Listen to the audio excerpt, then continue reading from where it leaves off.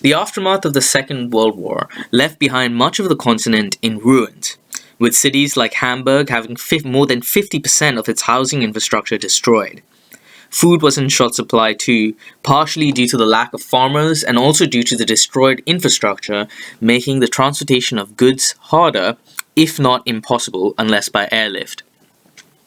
Germans were surviving on less than 1,000 calories a day, and with only Britain and the Scandinavian countries providing the full 2,400 calories required by a sedentary person. Mind you, at the time, barely anyone was sedentary or led a lifestyle as such. The mass movement of people who had been displaced because of the war, and all the soldiers, prisoners, and expellees, meant that a lot of these Western European nations, especially Germany, saw around 10 million people move into the Western zones to escape the communists and certain death in countries like Poland and Czechoslovakia. This mass influx meant that Germany had to restart its economic engine to prevent a mass upheaval, but this was entirely up to the Allied Authority Council. The French lobbied to have the nation be the center of the European economic engine, but after much consideration, Germany was chosen, being the traditional industrial core of the continent. This created some issues, as Germany had some of the most productive and plentiful coal and steel mines in Europe, and many of the neighboring countries wanted to have a part in using these resources of the nation that ruined theirs. Areas in question being Upper Silesia and the Saarland.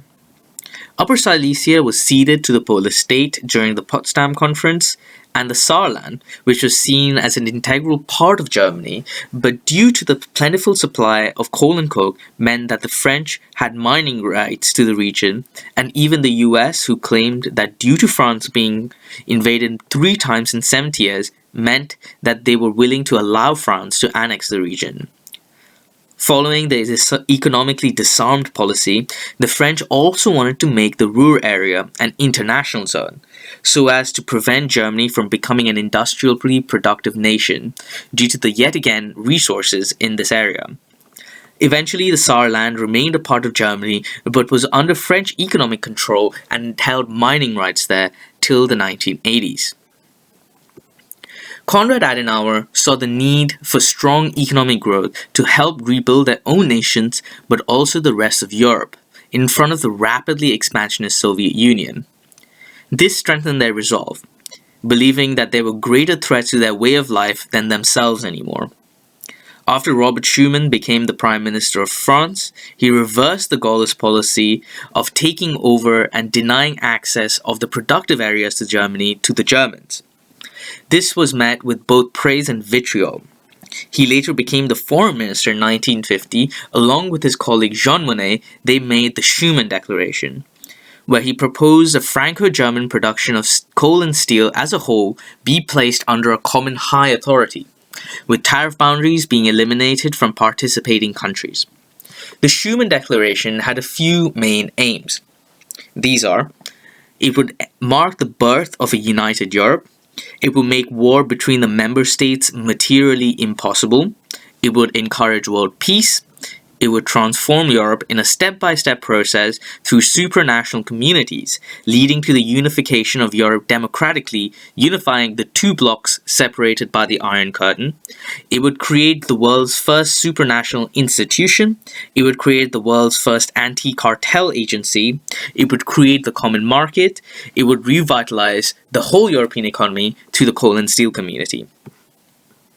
The key here being making war between the Germans and the French materially impossible by sharing resources, specifically coal and steel, due to their importance in munitions manufacturing. The anti-cartel agency prevented any monopolization of the market and price controlling, and helped provide the fairest market price for goods. This cooperation meant that the now allied nations were able to go through their own economic miracles, rapidly increasing their productivity rates and national output exponentially, allowing them to return to what life was like before the war in just around 1 generation. Creating allies out of the historical enemies, the success of the European coal and steel community allowed for the creation of various other institutions.